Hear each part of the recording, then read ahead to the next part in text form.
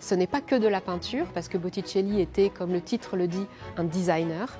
Donc il fournissait aussi des inventions, des dessins pour d'autres arts.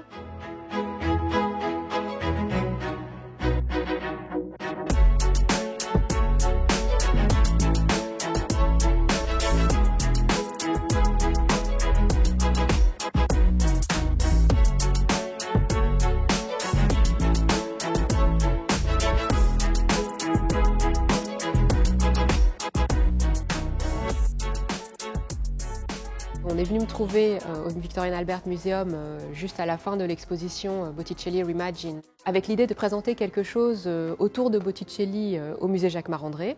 Et j'ai donc proposé un sujet qui soit vraiment concentré sur la personnalité de Botticelli. L'idée, c'était quand même, quand on fait une exposition sur un tel mythe, on veut vraiment trouver quelque chose qui vient s'ajouter, complémenter, compléter finalement ce que nos collègues, les autres experts ont développé de leur côté.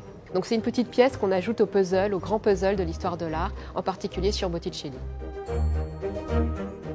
Le parti pris choisi pour cette exposition est qu'il fallait vraiment mettre à l'honneur le fonctionnement particulier de l'atelier de Botticelli à Florence. Comment est-ce qu'un atelier d'un peintre si connu maintenant fonctionnait par rapport aux ateliers de ses contemporains? Quelles étaient les stratégies de composition et de production d'un atelier qui devait survivre, qui devait produire un peu comme un entrepreneur en fait?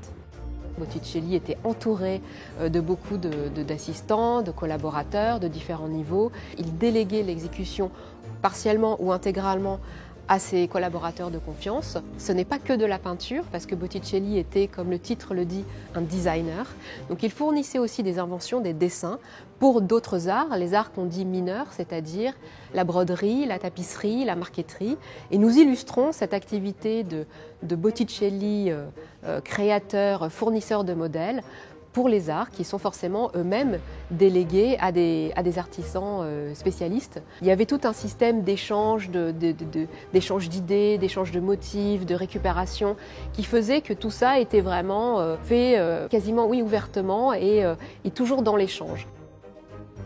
Dans cette exposition, j'espère que le visiteur entrera réellement dans un atelier du XVe siècle.